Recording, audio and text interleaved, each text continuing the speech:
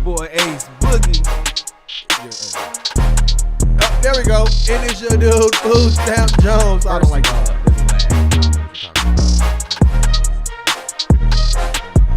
Of course, you tune in to Radioactive Podcast, and we got a special guest with us here today. Sir, please introduce yourself. Hey, I'm Brian Paris.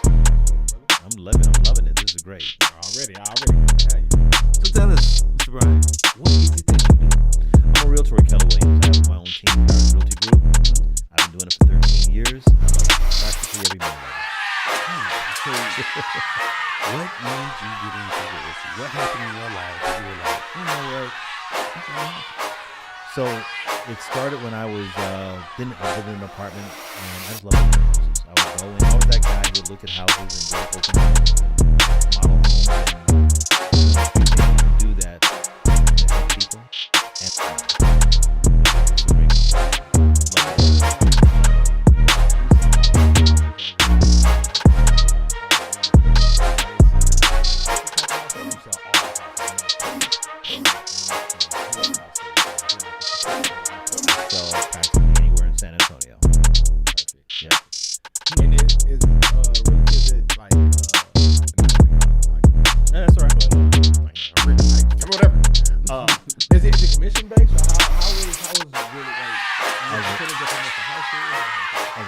Realtor, you usually get a commission, and since commissions are not, mandated or restricted, generally it's like 3%. But that's negotiable. Right. So the common conception is, you're raising, 3% of $400,000 is $12,000, but the broker gets his side. You got to pay tax on the rest.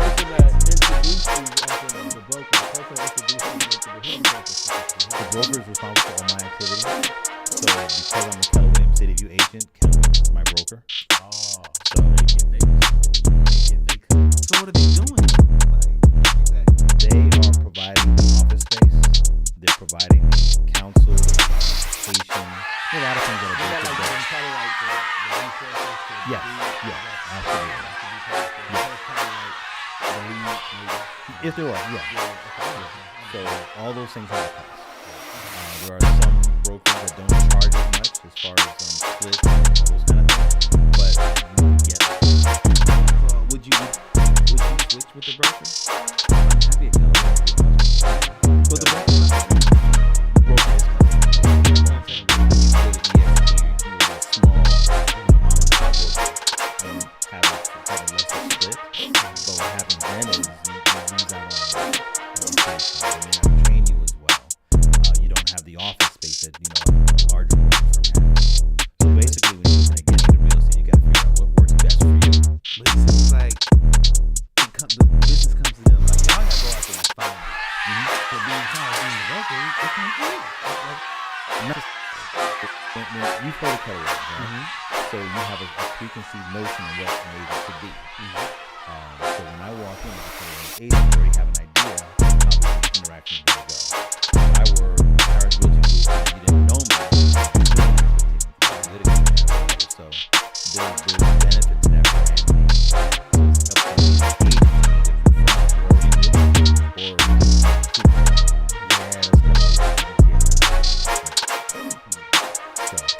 it does play into that. So let me ask you. So if someone wants to buy a house, can they go directly to the owner of the house, or is it mandatory that they go through? It's better that you go through an agent, because the part of the job of an agent is to keep the business. Right? You get to know the status. For example, you just walk up to the book and wants to buy the house. You may like you, may not like you. Whereas me, I try to keep things factual, I try to keep things business, so that way personal feelings don't get involved. You want to buy the house, you want to sell the house, my job is to make it. What have you learned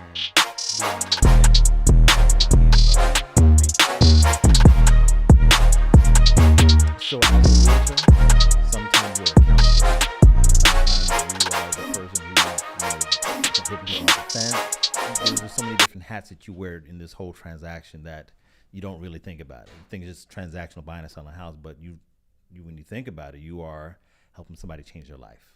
You know, I'm going from renting to buying. I'm terrified. I've never done this before. So sometimes my job is to keep them calm.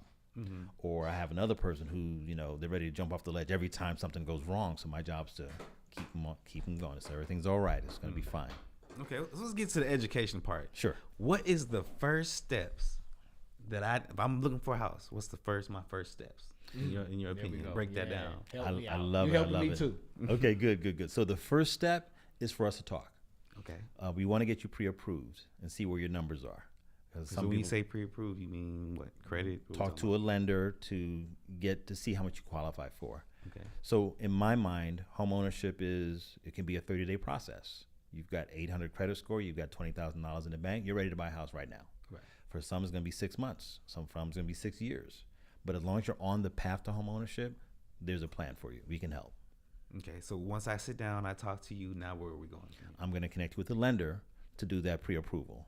And they're going to ask you about your credit scores. They're going to ask you about how much money you have in the bank. They're going to look at all those things and then say, based on your income and your DTI, debt to income ratio, here's how much you can afford. Yeah, what? DTI, your debt? Debt to income. Income. debt- Oh, okay. I thought I was like, damn, it was about you dying. Okay. No, it's just it's a Debt to ratio of income. how much money you're bringing in versus how much money you're paying on credit. Now let me ask you this: what if we paying cash? Do we need a realtor? Yes. I'm Because- sorry. Do we need the lender? No, we don't need to no, go you through don't. that. We just paying cash, and you'll be the person to just find us the house. Does your Right. commission go higher at that point? No. It's based on the sales price of the house. Do they still get the split since we're not going through a lender? So then that means you would get more of the money. Right, because we're Your not going through a commission. lender, right? No. So my commission is not based on the mortgage amount. It's based on the sales price of the home. So whether you're getting a loan for it or paying cash, it's the same. It's the same. Oh, so if the house $100,000, whether you got a loan or paying cash. It's the same. So who gives you that percentage though? It comes from the seller, There we go. from the sale of the Okay, house. okay. So what ranges? If I want where should their credit be if they want to start going this process? So if you are at a 620 credit score, most lenders can approve you. Okay. If you can get to a 700 score, then your rates are better. But 620 is generally the threshold to get into home ownership. There we go. Woo. When you when you say rates, what do you mean? You making it So easy. just like if I'm going to borrow money from you, you're going to charge me interest rate. You know, there's a fee for borrowing money, and that fee is usually called the interest rate. And that's one of the things that's holding a lot of people back from getting into home ownership because now the interest rates have gone up. Right. It used to be 2.5%, 3%. Now it's 5.5%, 6%, which makes home ownership less affordable. So, you know, and that's causing some of this slowdown we're running into now, that the ones that were just barely affording home ownership, now they can't. And that's a sad thing. So remember when they were saying, oh, the Housing market. the housing crash or the housing, I forgot the technical term. Yeah, what did but, that mean? What was that? Man. Okay, so this is 2008. Okay. You asking me or you? Yeah. So Oh, I don't know what year it was, but yeah, it was back in the day. Okay. Yeah, about that time. So 2008, that was the housing crash. There we go. So what happened in 2008, and I'll just be very transparent, predatory lending or secondary markets, there was this one lender that was making a killing on secondary loans. Secondary loans are the ones where, you know, if I have 800 credit score, I'm primary lending. I'm in the top tier. But the ones down here who were maybe barely qualified or not qualified, they were getting them approved. So I have a person who, you know, have a 500 credit score, or they have those income verification loans. Just tell me how much money you have in the bank, and we'll give you a loan based on that. So all these fringe approvals were getting people into homes. Great, that's fine.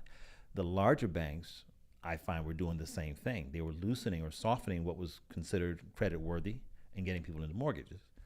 So what happened? Things started, the foreclosures started taking place where people, missing out on that money. right. So then now I have this influx of foreclosures because all these homes that people that should not have probably been in a mortgage in the first place, they're now foreclosed. Because you gave out all this money and you're not getting no return. So now the homes are cheaper than they initially were since they foreclosed, or how does that work? It's supply and demand. When you think about it like this, if I have too much supply and not enough demand, what happens to the price? It got to drop. That's Exactly. what I'm saying. So now, That's exactly what right, happened. okay, so that's why it was a crash. So now we can get a house for dirt cheap. Damn, we should have got a house in 08. Yeah. And that Yeah. caused the boom, didn't it? Pretty much? That caused the bubble, right?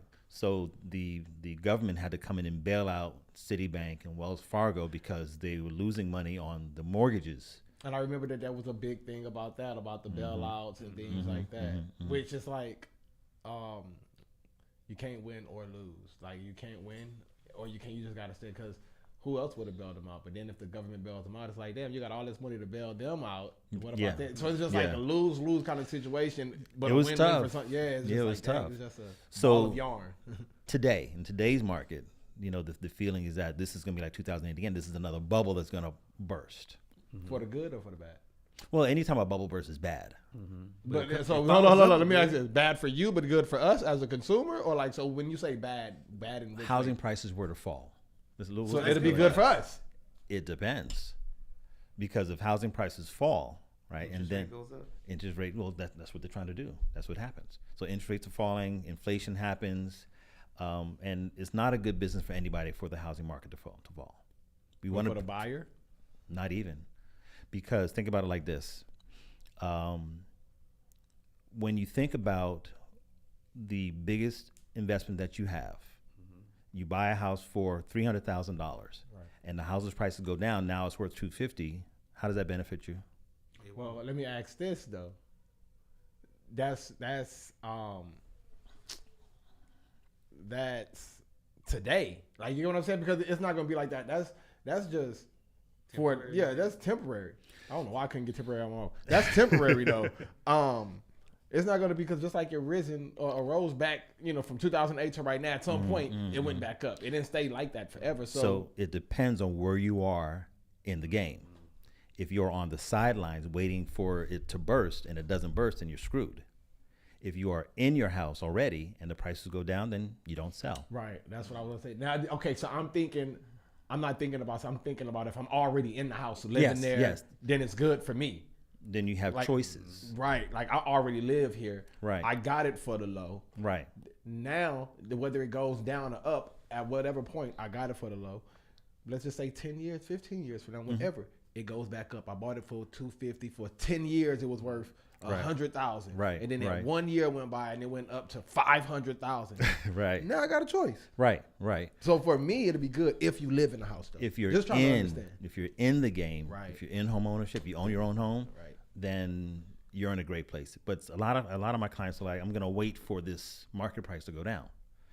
I can show you graphs that in San Antonio, since we live in such a good economy, you got the military bases here. We're not too far from Austin.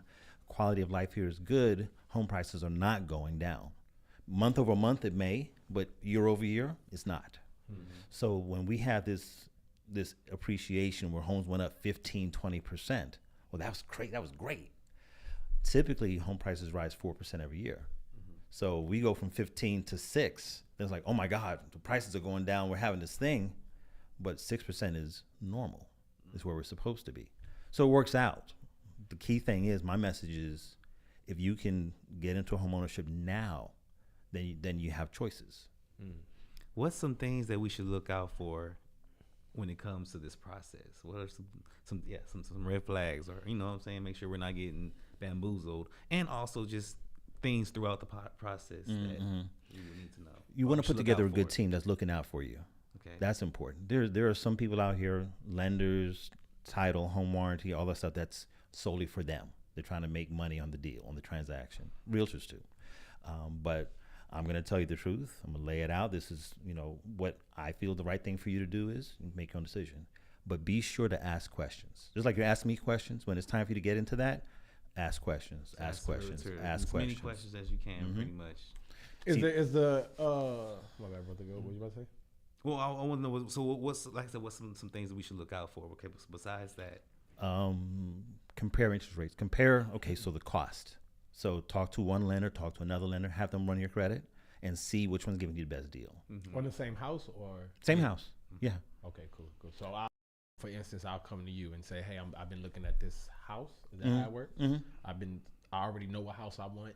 You go and you broker. I'm going to refer you to a lender. I may refer you to several lenders so that you can compare. So Joe's giving me 5% interest rate, right? But the cost is going to be $8,000. Right.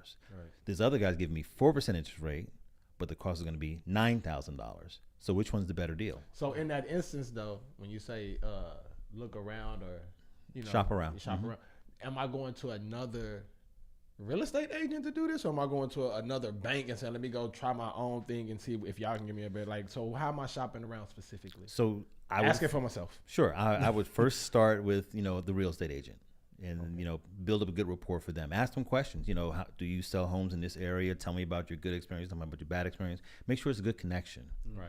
Because if you don't trust me as your agent, then that makes it for a Can difficult. we have multiple agents, or No. we just? Oh, that's taboo or some shit. Like, Well, we sign a contract saying that I'm going to work for you and you're going to work. This is contract binding. Right. Because the last thing that I want to do is spend all this time showing you homes, counseling you, guiding, and then you go to somebody else. Now, let me ask you this: what if you do all of that and then and maybe this has happened, maybe it doesn't. I don't know. Are we paying you by the hour? Because what if we don't get the house? What if we just be like, you know what? That's I a don't great want no question. house. Right. And you just did exactly what you're saying.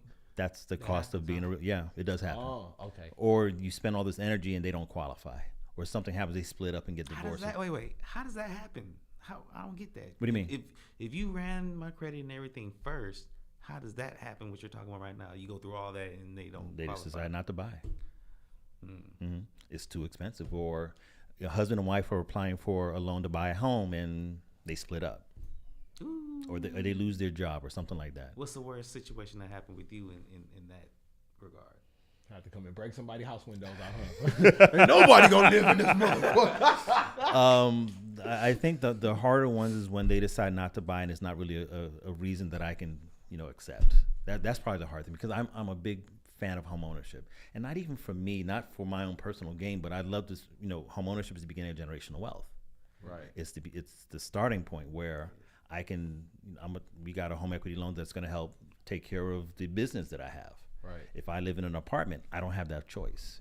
My kids want to go somewhere, I can leverage equity in the property to do something else. If I rent, I don't have that opportunity. So I'm very big on home ownership, and I'll do classes on it. And if you use another realtor to help buy a house, that's great. I'm big on that. But it's a contract between you and the person that you're going out looking for a house for. So to get back to your original question, if you decide, you know what, I don't want to buy a house, then that's just the cost of doing business. I know you're livid. Like, I know you mad as hell though. It's frustrating, but you know what? If it's, I just can't afford it right now, and it may not be now at the moment. Later on, if I do a good job, you'll come back. So that's what I'm kind of banking on too. Okay. Because it's not just this one transaction that I'm relying on. I'm relying on the lifetime. So you refer, hey, you know what? My mother is ready to buy a house. Brian took good care of me. I'm gonna refer him to Brian or my cousin. So this is the referral part that draws the business. Okay. You have any questions? Let's see. We got some comments in here. So we turned the music off. Mookie Boo said the music is loud. Okay, we got that. We got the music. Venus Marshall says home value drops. Okay, shout out to Venus. Shout out to Star. Angelica, what up? Laurent Bailey. Yeah, Cheryl Metal says this is great info. And Albini Smith. Mm-hmm. Oh yeah. Shout out to Albini. Albany, I'm sorry. Albini. I mean, that's the name. What was I calling old girl? Osabia. Her name was Osebia. Yeah. That's like Osebia. But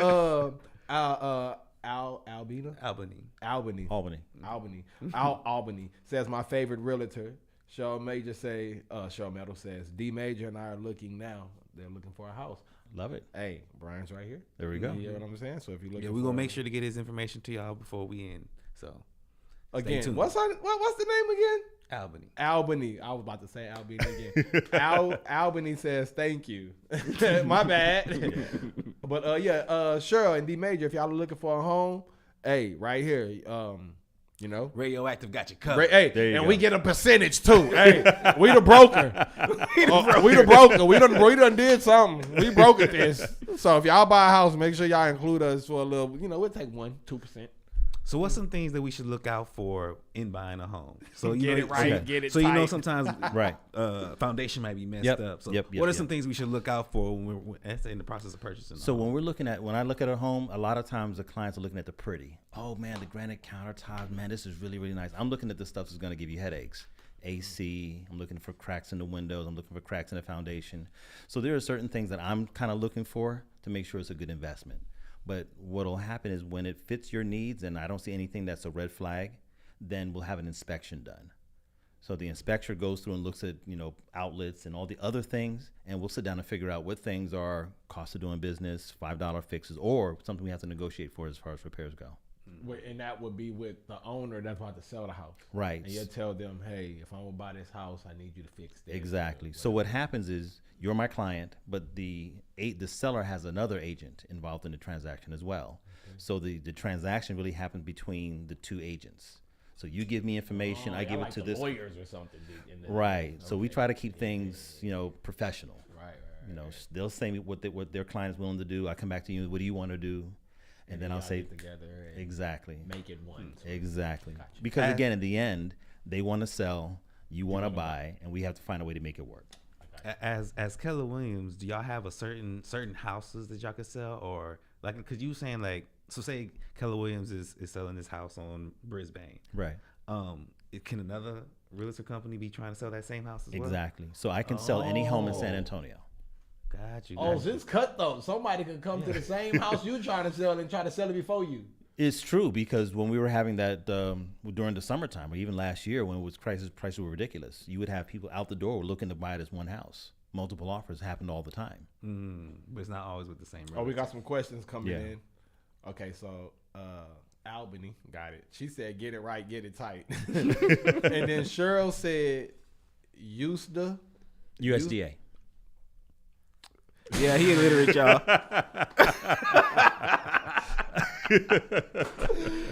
Oh, I'm really trying to pronounce that. Like, what does that say? All right, USDA land grants are what I'm obsessed with. That's what Cheryl says. Okay.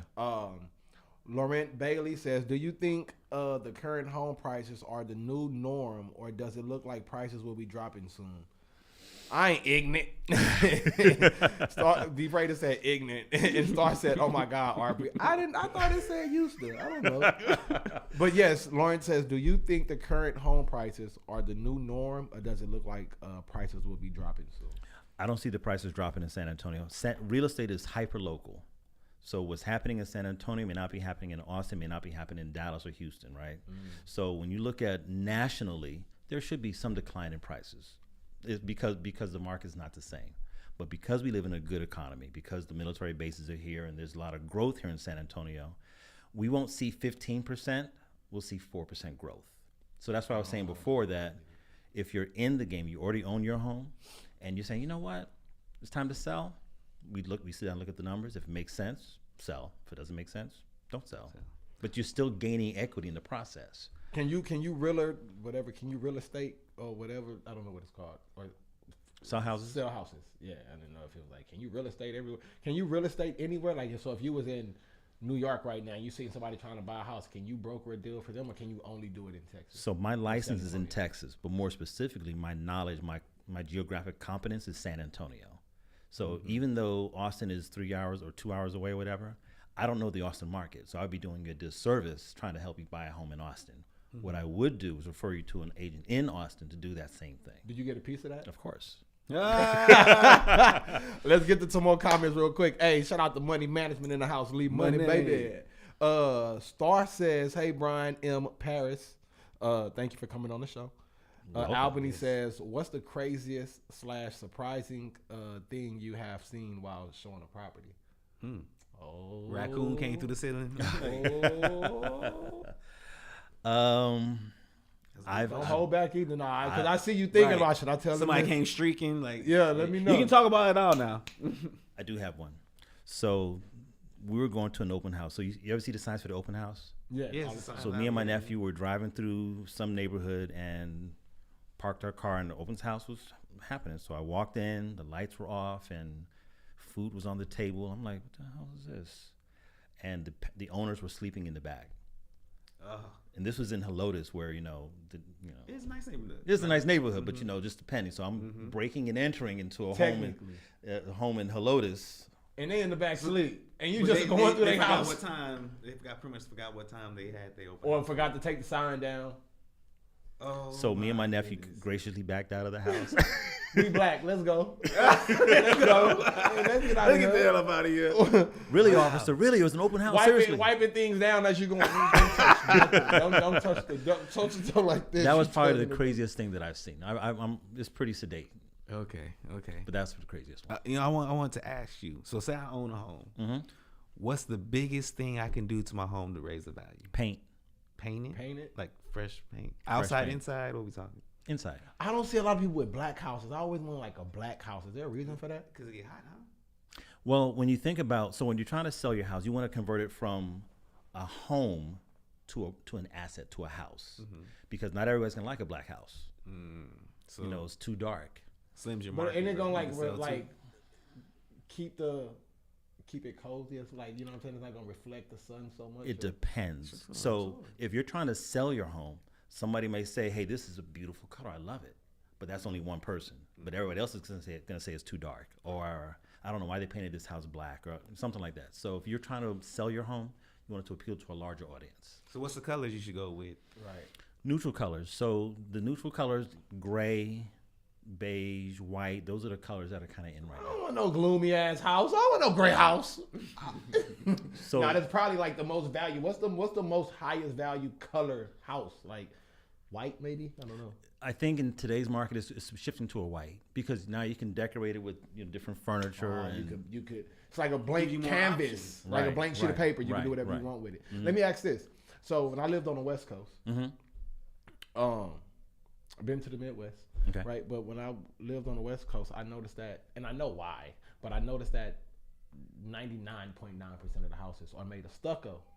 Right, because it's right there by the ocean, the seawater, right. So if I was to get a stucco house here, would that be worth more because it's made of stucco here, or does the material of the house matter? So if this house is made of brick and this house is made of stucco, this house is made of this. It can. So in order to figure out value, then appraisers will give a valuation. So they look at your home compared to 3 or 4 other homes in the neighborhood, and if all the homes have stucco, then there's no additional value.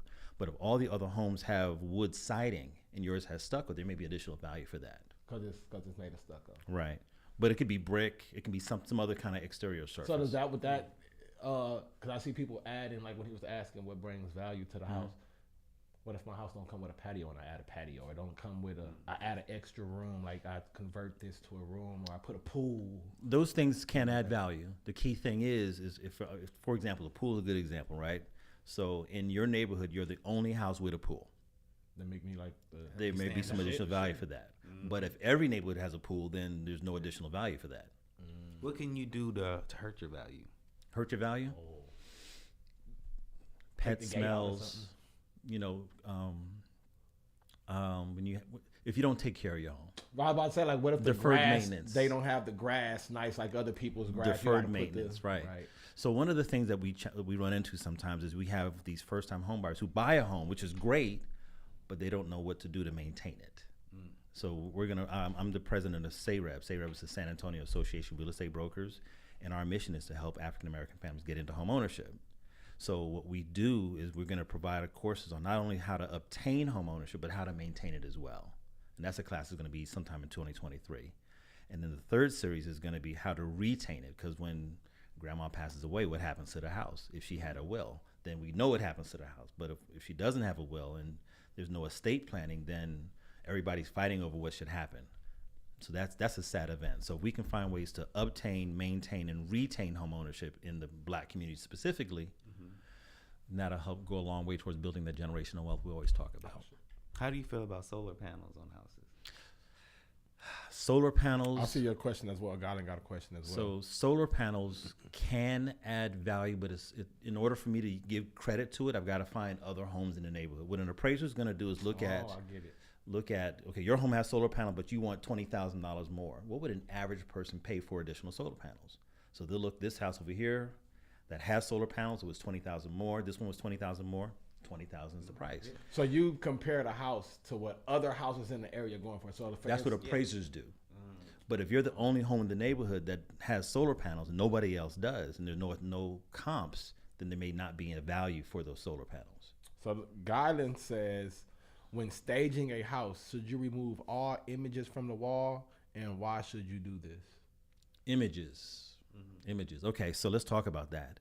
There's a fine line between there's too much stuff in the house, I can't see my stuff in it, and there's nothing in the house, I can't see my stuff in it.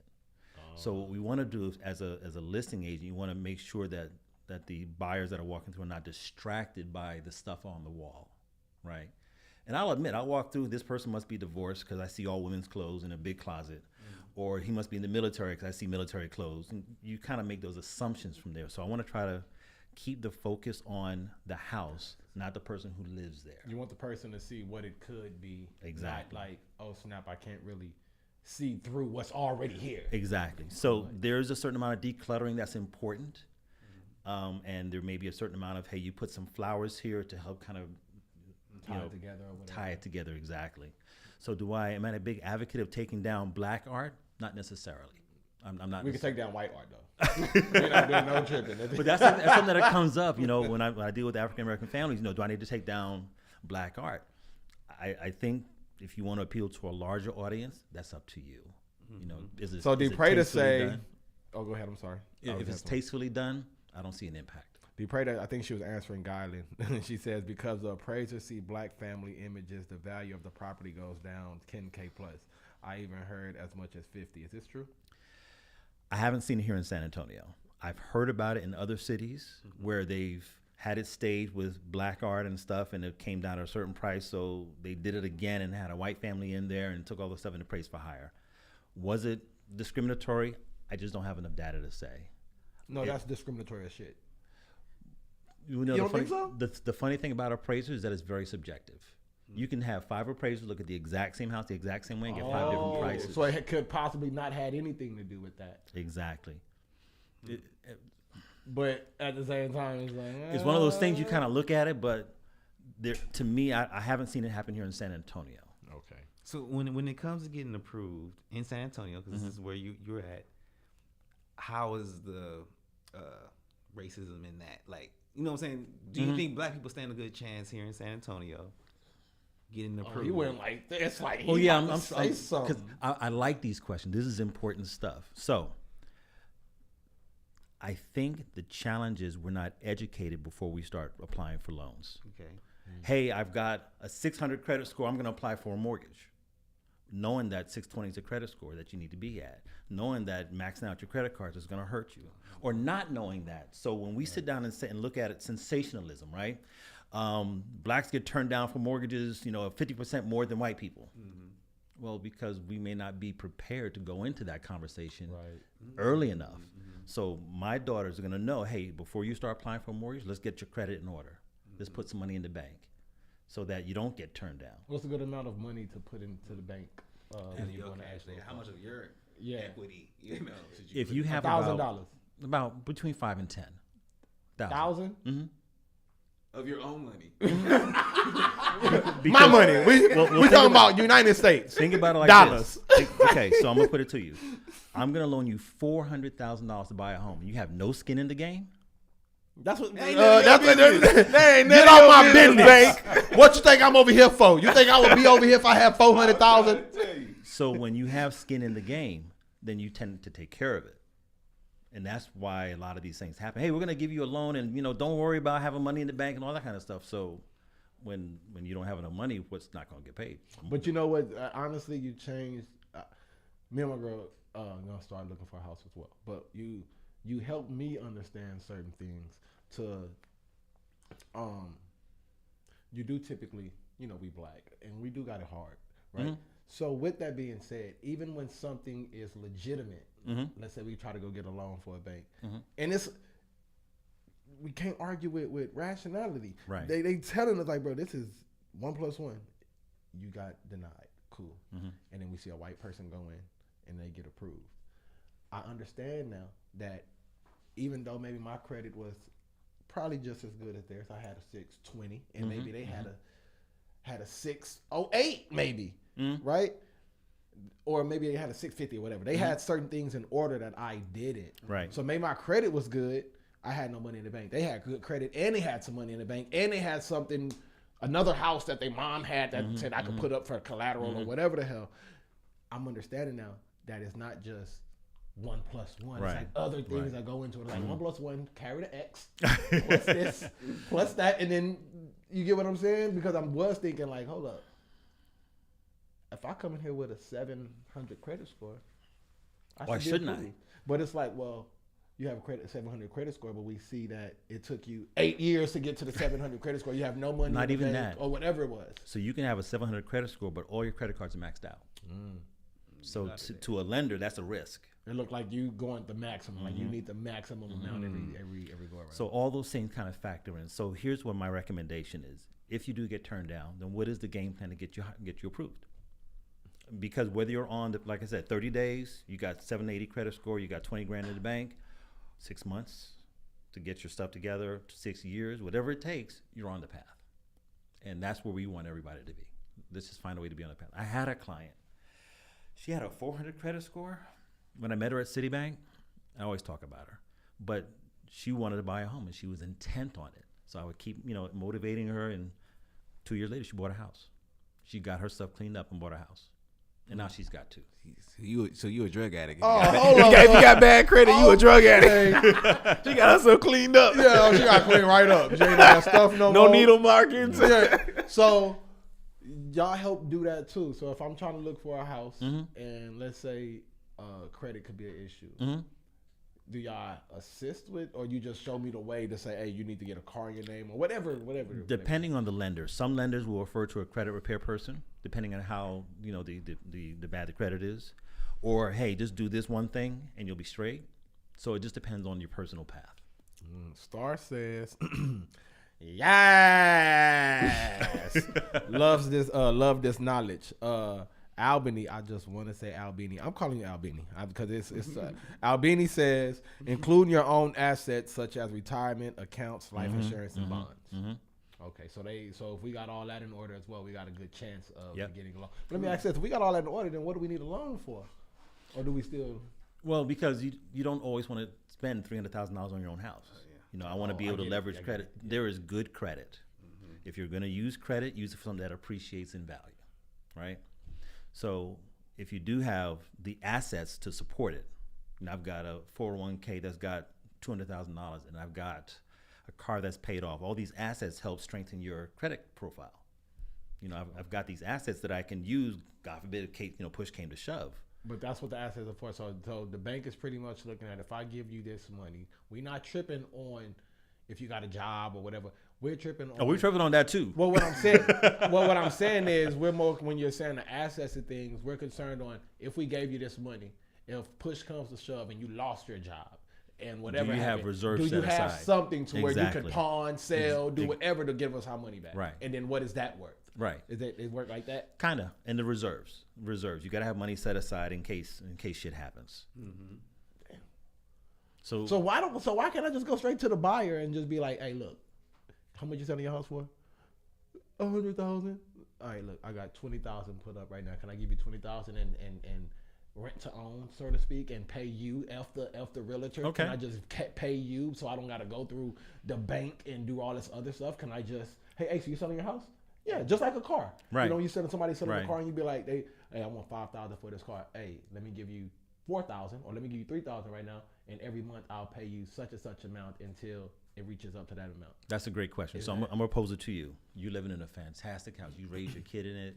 The house is worth $300,000. I knock on your door and say, hey, listen, I will give you $100,000 now, and I will pay you every month, but you don't know me. What kind of things would you want? Well, I do the same thing let me say so. And I don't know anything. I'm asking questions. This is good. I could speak with conviction sometimes. But so when I say this next statement, because when I was about to say it, before it came out, it sounded like I just know. Okay. What I would think, what makes sense to me, is only difference between me and this other person is you have a company, but I can go get that same paperwork, go get a lawyer, go do everything that you're doing. The only difference is that you have a corporation called 123 Incorporation, Right. and you can do this. I can have them legally binding and doing all this. I can go to the courthouse and get whatever it is and get this notarized and Right. do this and say, okay, the paper that you're typing on, Right. that ain't a government paper. I can Right. go type that. If I felt, I can go type it up and make it look exactly like you're making it. Right. So I understand, but it's like, is that an option? Can I do that? So you're asking me two different questions. Okay, 'cause- So can I do owner finance? Yes, you can. Okay. Here's the challenge. Those who do owner finance generally can't qualify the normal conventional way. So as a lender, am I going to charge you more interest or less interest? More. Right? Okay, am I going to ask for more down payment or less down payment? More. Okay, so yes, you can do it, but it's buck wild more expensive. So yeah, I'll be owner financing, yeah, but I want 10%. So you don't. Let me ask. So you don't get, because I've bought cars. Most of my cars have been paid cash. Like I'm about to, and I've done that before. So is it different? And I'm sure it is. So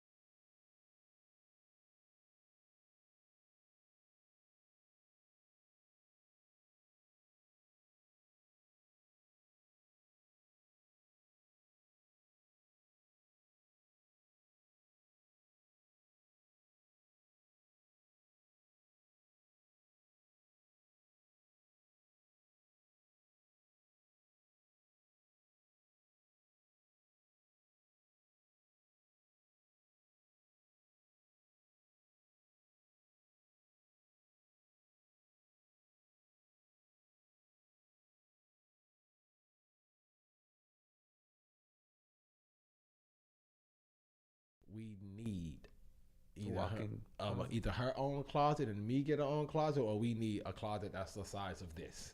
Like, you get what I'm saying? Like, and it's just funny that when you go out to buy houses or do whatever, the things you think about, because initially you just think, dang, I need a house, but then like you say, you think about the headaches and the things and the little stuff, and it's like, hold up. So one thing I'm going to suggest too, when you start adding these items to be needs, I need to have this, I need to have this, it narrows down how many homes really fit. Can you paint it? Can you pull it up? Can you fix it so that you can get the home, you can get into the game, and then you graduate to the house that you want, right? Because like we were talking earlier before, because the interest rate is a little, it's hard to get that forever home, So use it as a stepping stone. Get this one right now that works, build equity, sell that one, move up, move up, move up. And that's a good strategy. So what's some things that we haven't mentioned to you? Some things that you can think of that people need to know. So number one, credit is important. Guard your credit like nobody's business. Know what items are on there. Dispute whatever's items are there as well. If there are things that need to be fixed, consult with somebody who does it for a living. Not necessarily me, but either a lender or credit repair to get your credit where it needs to be. Put money aside. Don't spend over 30% utilization on your credit cards. Try to keep your credit card utilization low. And put money aside in reserves. Have money set aside. So we talked about, am I going to use my own money? But using your own money gives you control. I don't have to ask a seller for something else. Hey, I want you to pay XYZ number of $1,000 towards my closing costs. Well, I'll do that at a higher price. Or now if I have my own money, I can offer less on the sales price and still bring my own closing costs to the table. It's an investment, but there's also some value in knowing that you're going to live there as well. Some people looking strictly at the numbers. The houses prices are going down, and I don't know if it's a good investment, but you're going to live there. Your kids are going to grow up there, and you're going to have a family there. There's value to that as well, and don't lose sight of that. Stepping stones. Man, that's what I'm talking about. Anybody, either of the guests got any questions? Yeah. They said, great info. Oh, right, not just great info. Shout out to Venus Marshall. Yeah. So she's on the team. Venus Marshall is my partner on the team. Yeah. Mm-hmm. So when you say partner, do y'all split the? She has 3% or no. Oh, okay. So we have a team together. So we benefit from each other. So we're doing a client appreciation event. So she'll bring her clients, I'll bring my clients, and we can share our successes. Well, speaking of that, what's some things you got coming up as far as, like you said, client appreciation? Good. All right. This is perfect. So on December 17th, we're going to do a home buyer class. Like I said, I learned this, and I like helping people. So we're going to offer a free class on home ownership December 17th at Keller Williams, 15510 Vance Jackson. I'll give you the link. And we'll talk about the home ownership journey from beginning to end. We're also doing Adulting 101. So remember when you get moved out of your house? Mm-hmm. Did you know everything you needed to know? No. All right. So when I was growing up, we didn't learn everything either. And now we have these 17, 18, 19-year-olds that are starting to figure out that they want to move out. So we want to do Adulting 101, the stuff you need to know before you move out. It's a different kind of class where it's not me standing in front of the class and notebooks and papers and all that kind of stuff, because that's kind of stuffy, right? So what we did, we rented out the Moad Center, and big room with chairs and food, and we just talked about money. It was beautiful because the participants drove the learning. We asked one question led to another. It started from credit, went to banking, went to investing, went to stocks. And it was great because the participants were asking questions. And we had people there that were proficient in those different fields. Mm-hmm. And one question about mental health. Should I pursue my career or, feel comfortable in my own skin? That's a huge question. I was like, dang, that's a pretty important question. Because one thing I think that we miss sometimes is that it's okay to ask for help. Mm-hmm. Right. Whether it be, an African-American man or a woman, we don't use all the resources we have, so we try to put it on our own shoulders, but then when we're sagging and slipping, we don't know who to talk to. So mental health is an important part of it. So that was a great thing that came out of it. So Adulting 101 is going to be January 15th, and it's going to be free. Come out, and that way we can all benefit from each other's knowledge. Right. Now, one thing that you said the move out process or move up. Mm-hmm. What's the process to move out? Or were you talking about moving out of the home? Like your parents' house? Oh, yeah. So what's the process to properly move out of a home? Oh, you can't just move out? Know your credit score. Know, what you need to do. I mistake the question. My mistake. Right. I was thinking that when you're selling a house, the proper way to move out. Oh, no. Okay, this is for like the young adults. Oh, okay. Yeah. I'm thinking, dang, it's a proper way to move out. I'm about to just get my stuff and leave. Bye. This is up to you now. Where I first met you, you did you rented out a movie theater. Like, yes, that was another customer appreciation event. That was a member appreciation event. Right. Event. So SAREB is a nonprofit organization, like I mentioned before, and we just did something to thank our members for being members. So are you gonna do something like that in the future? Mm-hmm. Okay. What is that gonna be? That's going to be Is that for members only as well? Or? that's going to be for client For appreciation. clients. So when you decide to buy a home, then you come to the member appreciation. Client Ah. appreciation. Albini say, do you offer mentorship outside of the classes offered? Yeah. Is that charge consultation? Right. This So- is 1%.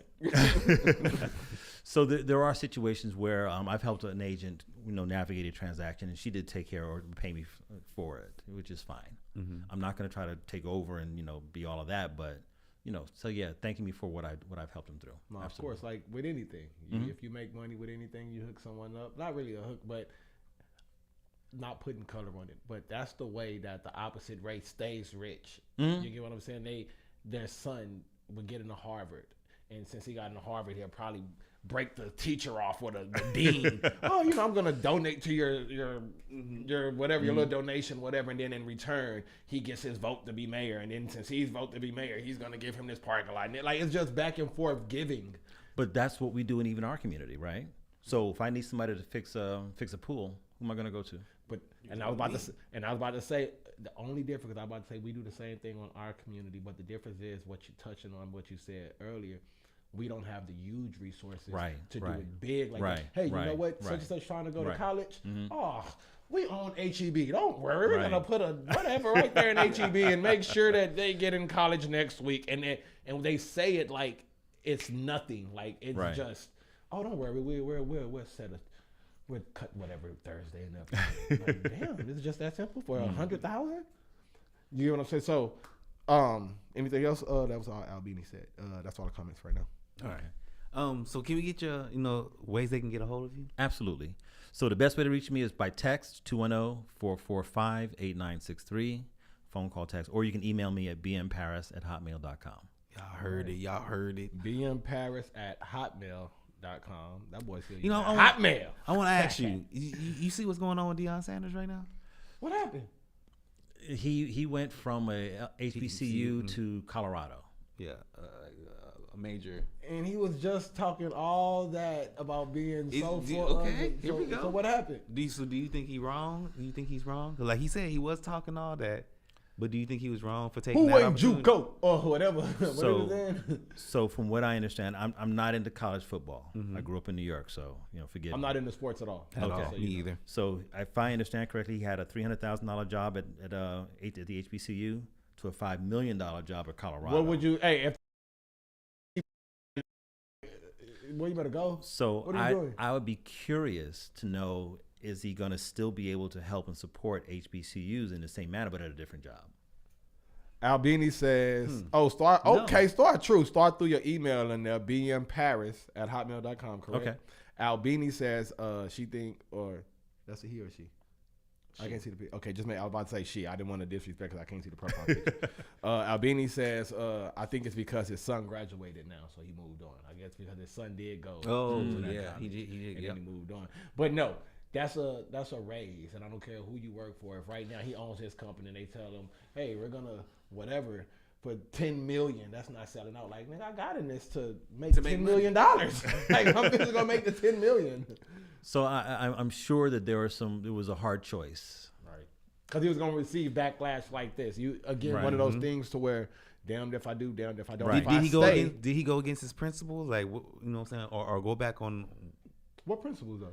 I mean, well, the way, like you were saying, all that, he was harping on the HBCU thing. Well, no, I think, let me say this, because maybe I got my words. He was focusing, and I think that he still is. I don't keep up with sports. I'm not gonna lie. Right. But I was keeping up with Deion Sanders and the things that he had going on at times. From what I understand is he wasn't harping on so much of HBCU. He was showing the difference. He was saying, hey, you come to HBCU and we got more fans and more people in the crowds than, or just as much. Right. Reason the budget that y'all giving them is way bigger than this one. So that's what he was on. Hey, at this black college, the budget for whatever the football program or whatever is $1 million. I don't know. Yeah, and then for this college, it's $80 million. They don't even got people coming to the stands. Y'all got them with this high tech gym and all this. And I mean, we got a nice gym, but why they got a pool and this and that and that and that and that. and we only using half of what they using, but you're giving them more. Or they using half of what we using, and y'all giving them more. So I think it was more on that the HBCU was getting less than the other colleges. I don't think it was just more. Yeah, I think college sports as a whole is a multi-billion-dollar business. So, Right. you know, you're going to put your money where it's going to give you the most exposure. There we go. And There we go. so I'm hoping that the surplus of income that he has, he can funnel back in to help support the other HBCUs. Can I add, and then I'm just gonna get off subject real No, quick. yeah, go ahead. I just want to ask, because again, even though we talk, we just having conversation, like Sure. we sitting at the house, so we just be talking. Do you think that once we get a certain level of success as Black people, that we are obligated to like fix the community or give back, or because if that was the case, and I say that before you answer, right? Give you a little more content. I say that because if that was the case, then I would have been a politician, or I would have been a civil rights activist, or Right. I would have been you know.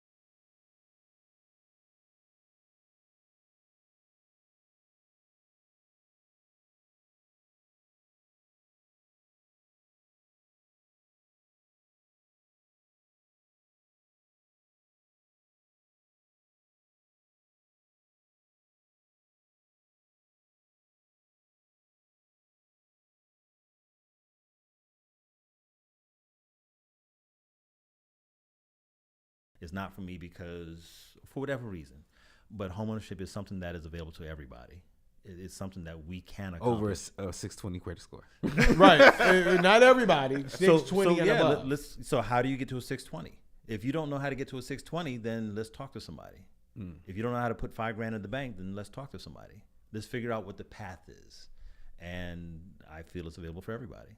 It's just a matter of how long it takes for you to get there. So let me ask you this real quick before we go. 620 or to raise your credit score for you, real quick. Just somebody out there watching, real quick. What's a real quick way to raise your credit score, real quick? It depends what the problem is.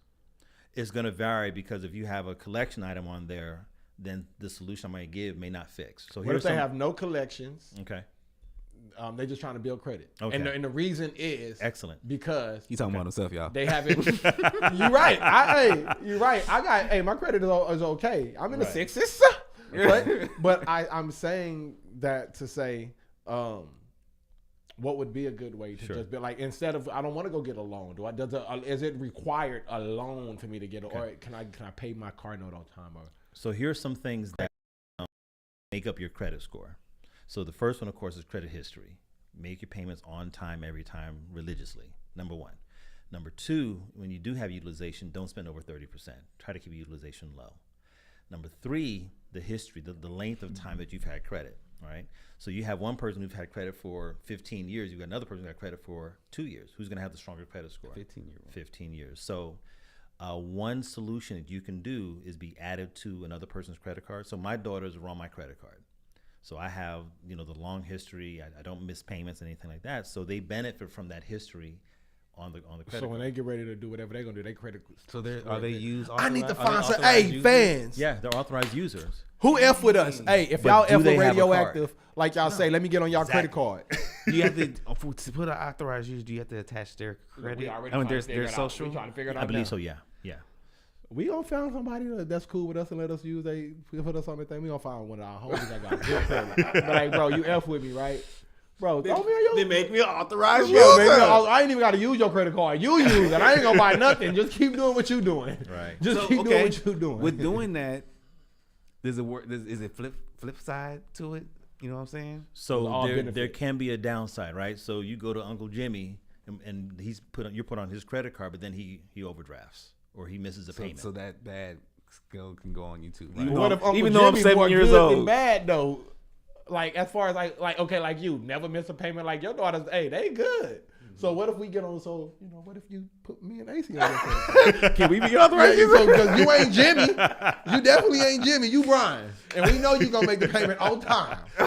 Every month. Could you do that, or they have to be like related? Look, to AC trying to figure, can you do that? Can you do that? I think they gotta be family members. We're family. I'm sure we family. So when you black, Somewhere back there, right? Hey, I'm sure that you my auntie, cousin, nephew. We black. We black. So what's on there? And look, we ain't even got to use a credit card. I ain't gonna buy nothing. Do whatever you're doing. I'm not gonna. What is there a limit to that? Like, or could you just have a bunch of people? You got your whole family on your credit That card. part I don't know. I would think there's a limit, but yeah, but You getting the whole family great. Hey, I'm gonna start borrowing money. So I'm borrowing credit. Like, hey, fam, what's your credit score? 830. You got a credit card? No. Get one and don't make me authorized. So one good way of building credit also is getting a secured credit card. So a secured credit card is where you put money in the bank, let it sit there and marinate, but they give you a credit card for that same balance. Oh, really? Yeah. So you put down $1,000, you get a credit card for $1,000, and as you use it, it'll build your history as well, build your credit. When you do that, will your credit line ever grow, or it's only going to grow as far as you put in? I Always. believe after a certain amount of time, then you can use your deposit and get your deposit, or give you a regular unsecured credit card at that point in time. But that'll raise your credit as well. Yes. when Yes. Mickey Sweet says, hold up, we got a couple of comments. Albini says positive revolving accounts. Yep. Star says, yes, I have my children on my credit card. Hey, you need to get on Star Credit. Why AC ain't on it? Why you ain't put AC on it? Selfish. She don't F with you like that. I only love you. I don't got a credit card, but if I did, you know you'll be on it. Mickey Sweet, shout out to D Major. That we was actually just talking about you when I was saying that I was on y'all radio station the other night. He says great information, definitely things to research and learn more about. Thank you. Good. So he, Good. definitely listening as well. Anything else? Different types of credit. So credit card, then you get a loan or a car note, anything like that. The different types of credit can expand your credit score as well. So card notes would be Yes. But we got to because I remember when we were speaking in the room, we need to make sure that they're reporting it to on the all credit. 3 credit bureaus, that's correct. So let me ask you this. But nonetheless, car dealerships or what have you, when you're making a payment, they are reporting credit. Yeah, right. Oh, they're supposed to be. I'm sorry. You're They're right. supposed to be, and they may only report to 1. So there are 3 They're credit going to bureaus. report if it get repo. Yeah. All three of Yeah, them. you're report to everybody. They gonna find somebody They're else. going to find somebody to tell. Your partner down the block. Hey, you know he has car repo, right? Apartment complex gonna know it got towed. Like, hey, we see that your car got towed. Like, Your car got towed. No, you in a tow truck out here. We don't even tow out here, but we see the tow truck out here for your car. So there is a situation where if one creditor sees that you're behind on the other, they can lower your credit score lower your credit on the other one. Do. Hell no. So Star say, LOL, buy RB. Why? Because now we don't put a bug in your ear that 18 need to be on your credit card. Albini say, don't buy a car around the time you're trying to buy a house. Please. That's one of the things that's buck wild. So I had one client who was buying a house, getting ready to close, and he rolls up in a new car. I'm like, what the hell are you doing? That drops your. So what that But they does, already got approved though. well, so here's the thing: lenders will check again right before closing. Well, because think about it. Yeah, I'm almost closing. I'm going to buy all this furniture on credit, I want to make sure. and No, you're right. no, it throws you off. That dang, you see, you learn everything in life. Let me tell you how the universe works. You might like the information that you gather Thursday. You might not even need it until like Thursday of 2060. Just saying, Right. And I say that to say because when I was about to get my car, I wanted a certain type of car, I wanted a nice car, and before I went and was about to get the car, the lady told me, she said, don't go anywhere else to try to get a car right now for a couple of days because we're gonna run your stuff here, and if she said, and they might do it again. So if you go somewhere else, yeah, your credit is good now, but if you go somewhere else now, you got two what is it? Inquiries. There we go. Small inquiries or whatever. What is it called? I forgot what they're called. But yes, now you got two of them on your credit, and even your credit was probably 640 yesterday, but you went to the other spot, tried to get a car, they ran it. Now it dropped 5 points, 7 points, Exactly. whatever. And that's what happens. Now it makes sense. I'm like, how? I'm thinking like he think, I already got improved. How? You already So told me that I'm one good. of the things that lenders look at too is what's called debt to income ratio. We kind of talked about it earlier, whereas how much income you bring in versus how much debt that you have. So you put a car on credit, now that shifts your DTI. And if you're right at 50% DTI, now you're at 53%, now you don't qualify for a home. What's a good DTI? I know 0, but If you can, actually not, because having no credit can be just as detrimental as having bad credit. Actually, I've heard it's worse. So if you have a DTI less than 45%, you're in a good place. what's 45%? So if I make $3,000 a month and I have $1,500 worth of debt, including my mortgage payment, that's 50%. I'm in a decent place. Oh, So less than I got that a is good DTI. You know, you go to credit card and look up like how much you owe. I'm like 3 figures. I owe like the very little, but I just feel that I shouldn't pay. Sally Mae, I ain't paying you nothing. But so that's great to know because again, I'm still trying myself to, Right. you know, and the information that you gave me today, I didn't know prior to speaking. Didn't know, you know, I had to. That I can even get on someone else's credit. Didn't know the reason to where even though my credit is in the mid 6s or great 6s, to where like, dang, why wouldn't you give me a great loan? Right. Like you give them a great loan, but it's more on 600, but they had 5,000 in the bank. You have So the 200. other thing happens is, we talked about this earlier, that there are 3 credit bureaus. And the 3 credit bureaus, Equifax, Experian, and TransUnion, you may be at a 630 on one, but a 615 on the other, and a 680 on the third. So you're going to take the mid score of the 3. Hard and soft inquiries, that's what it's called. Drop you down to 520. You're right. Right. Oh, yeah. Hard inquiries when you're actually applying for a loan. That's what I was thinking about. Yeah, Soft hard and inquiries when you're checking your own credit. So When I soft noticed- hits and hard hits, not inquiries, are hits. There we go. Because I noticed that when they did run my credit, I did see, and it pissed me off. It went down 4 points, and I was like, "No, 3."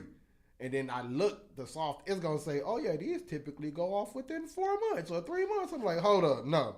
So Take that shit off right now. from what I understand, soft hits when you pull your own credit, and when your employer pulls your credit, or when your insurance company pulls your credit, they don't affect your score. Mine, so the soft inquiry on Credit Karma when I went in, I actually tried to get a car, and it went down 3 points. I said, "What the hell?" Well, if you're applying at different places, Oh. I'm actively applying for a car, then that Those can't are affect hard. your But if score. you just do it one time, it's not gonna No. touch it. Okay, I get it. All right. And again, I'm not afraid because I'm not afraid to learn. I'm still learning as I'm going along as well. You know what I'm saying? I'm still learning. I've learned a lot just within this conversation. Yeah. A lot of these questions are for me. Like, we don't care Good. about these fans. We don't even like y'all. We don't even. I'm making up every question. I didn't even read down the So how can we get a hold of you one more time? 210-445-8963. social media. Yeah, Facebook, Instagram, LinkedIn, they're all out there. What? Oh, Facebook, Be in Paris. Like where? Where specifically where they at? You gotta find me. You like, call that number, you'll find it. Like you gonna text it to him? Facebook is Be in Paris or Brian in Paris. Instagram, Be in Paris. I'm easy to find. Got you. Cool, Most cool, definitely, most cool, definitely. Where they cool. find us at, my baby. Yo, of course, man. You find us, of course, on YouTube, Radioactive Podcast, Facebook, Radioactive Podcast, Instagram, Radioactive_podcast. Yo, Instagram is he don't know. I on do. Instagram. I do this. Ace Boogie 1388 is AC's Instagram, and mine is official Lambo Warren. Shout out to Vibe Pod. Shout out to Vibe as well. You know what I'm Pod. saying? Anything Yo. else you want to add? This is Radioactive. Peace. You say that all the time. Switch it up.